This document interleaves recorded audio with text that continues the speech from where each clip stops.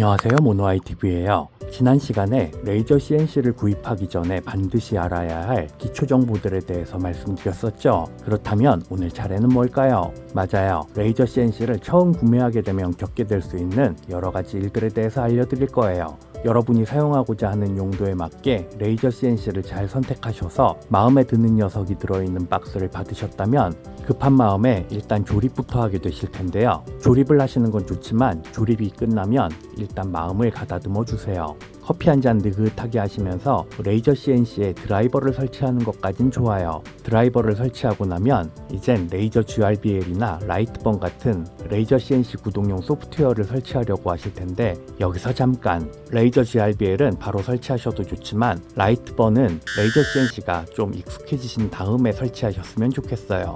왜냐고요? 레이저 GRBL은 완전 무료라서 상관없지만 라이트번은 딱 1개월간만 무료로 사용할 수 있는 유료 소프트웨어거든요.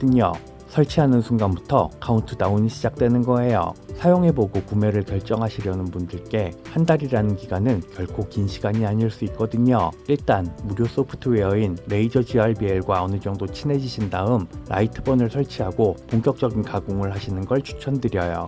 이젠 조립도 하고 소프트웨어도 설치했으니 테스트 가공을 하고 싶어서 마음이 급하실 텐데요. 아무리 급해도 테스트 전에 반드시 먼저 준비해야 할 게 있어요.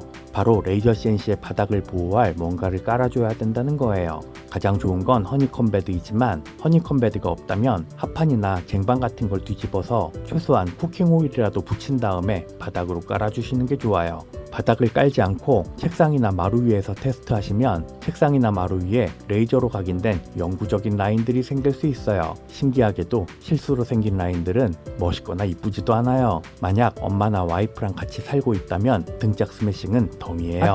바닥이 준비되셨다면 이젠 동봉된 싸구려 보안경을 쓰고 테스트 가공을 하게 되실 텐데 이 보안경을 끼면 안심은 되지만 다른 것들이 잘 안 보여서 답답해요. 그래서 저는 보안경은 착용하지 않고 프레이밍으로 가공 영역 확인할 때 외엔 아예 가공하는 모습을 직접 보지 않아요. 다행히 프레이밍 할 때 나오는 레이저는 최소 출력이라서 시력 저하 문제가 크진 않아 보이지만 프레이밍 땐 그렇다 쳐도 가공 시엔 얘기가 완전히 달라져요. 솔직히 가공 시엔 보안경을 쓰고서라도 레이저를 보시지 않는 걸 추천드려요. 동봉된 2,000원짜리 싸구려 보안경이 강력한 레이저 빛에서 그닥 시력을 보호해줄 것 같진 않거든요. 그래도 가공하는 모습을 꼭 보고 싶으시다면 스마트폰으로 촬영을 해서 보시거나 제대로 된 편광 보안경을 구매하시는 걸 추천드려요. 이제 테스트 가공을 하기 전 잔소리는 모두 끝났어요. 얼른 테스트 가공을 하고 싶으시죠? 근데 레이저에 대한 막연한 두려움 같은 것도 살짝 생기지 않으세요? 그래서 대부분 첫 가공 테스트로 선택하는 게 커팅 대신 각인일 거예요. 아무래도 커팅보다는 각인이 좀 만만해 보이잖아요. 그래서 각인을 해보면 처음에 성공하시는 분도 계시겠지만 대체적으로 각인된 이미지가 너무 새까맣게 각인되거나 아니면 너무 옅게 각인되거나 드물긴 하겠지만 아예 각인이 안 되는 경험도 하시게 될 거예요. 이럴 때 가장 먼저 살펴봐야 할 부분이 레이저의 초점이에요. 대부분의 경우 레이저 초점을 맞추는 금속으로 된 블럭이 동봉되어 있겠지만 제조사에 따라서는 이러한 구성품이 없는 제품도 있어요. 그럴 땐 어릴 때 돋보기로 종이 태우면서 놀 때처럼 레이저가 맺히는 점이 가장 작게 보일 수 있도록 레이저 모듈의 높이를 조절하면 되는 거예요. 초점을 정확히 맞췄더니 각인이 새까맣게 됐다고요? 그럼 레이저 파워가 너무 높거나 가공 속도가 너무 느린 거예요. 아쉽게도 절대적인 수치가 없어서 세팅값까지 알려드리진 못할 것 같아요. 최적의 세팅값을 찾으셨다면 이제 슬슬 커팅도 해보고 싶어지는데 혹시 각인과 커팅 시 초점 맞추는 방법이 살짝 다르다는 걸 알고 계신가요? 정밀 가공을 하고 싶으시다거나 레이저 파워 5W급의 비교적 약한 파워의 레이저를 사용하시는 분이라면 이 개념은 알아두시는 게 좋아요. 먼저 각인용 초점이에요. 각인 시에는 무조건 초점의 크기가 가장 작게 보일 수 있게 맞춰주면 된다고 말씀드렸죠. 다르게 표현하면 초점이 가장 밝고 선명하게 보일 수 있도록 맞춰주면 되는 거라고요.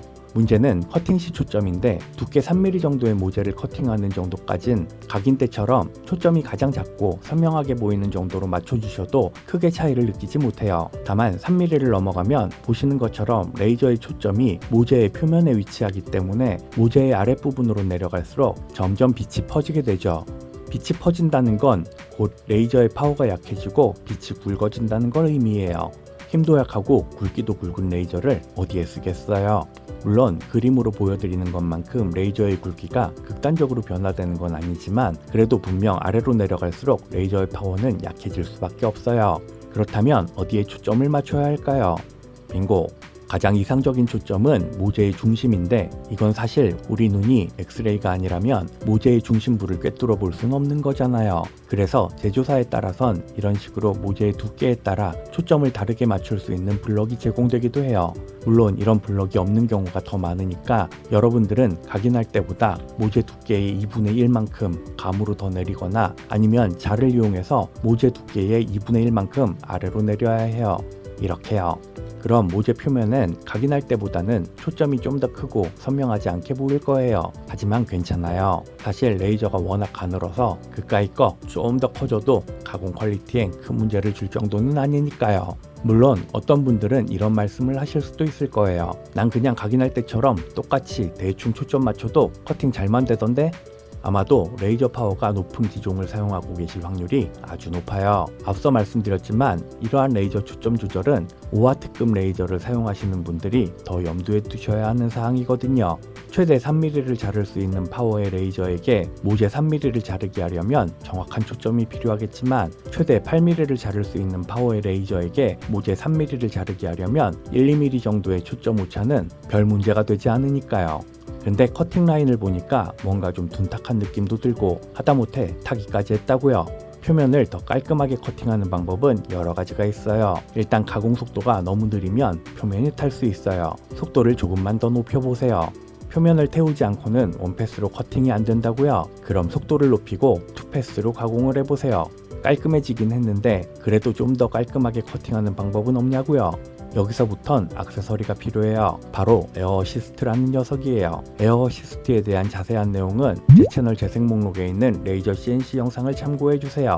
아무튼 에어 어시스트를 사용하면 표면에 그을음이 거의 생기지 않게 커팅할 수 있어요. 에어 어시스트의 유무는 퀄리티의 차이를 결정짓는 가장 중요한 부분 중에 하나니까 만약 액세서리를 구매하실 계획이 있다면 그 첫 번째 순서는 에어 어시스트를 추천드려요. 깔끔한 결과물을 위한 방법은 이 정도면 된 것 같은데 이번엔 모재에 대한 부분도 말씀드려야 될 것 같아요. 레이저 CNC를 구입하시면 무조건 가공하게 되는 게 MDF 합판이라는 건데 웬만한 레이저 CNC를 구입하면 테스트하라고 한두 개쯤 들어있을 거예요. 가공하기도 좋고 표면 질감도 좋아서 아주 좋은 재료임에는 틀림없지만 가공할 때 발생하는 연기는 인체에 아주 해롭다고 알려져 있어서 환기가 아주 잘 되는 환경이 아니라면 곧 다른 재료를 찾게 되실 텐데 그중 하나가 합판이라면 모재가 휘는 현상을 경험하게 돼요. 여러 가지 방법으로 휘어진 합판을 고정하려고 노력해봤지만 아주 많이 휘어진 합판의 경우는 허니콤 베드에 고정핀을 사용하는 것 외에는 방법이 없었어요. 혹시라도 합판을 모재로 사용하시려는 분들이라면 허니콤 베드도 필요하실 거예요. 참, 자주 경험하게 되는 경우는 아니겠지만 만에 하나라도 사용하다가 문제가 발생하는 경우 가지고 계신 레이저 CNC가 중국산이라면 이것도 기억해 두시면 좋을 것 같아요. 제조사의 상담원은 한국말을 몰라요. 제가 여러 제조사의 상담원들에게 문의해봤는데 대부분의 경우 구글 번역기를 사용해요. 그래서 한국인에게 상담하듯 문장을 길게 쓰면 상담원이 상담 내용을 제대로 못 알아들을 가능성이 아주 높아요.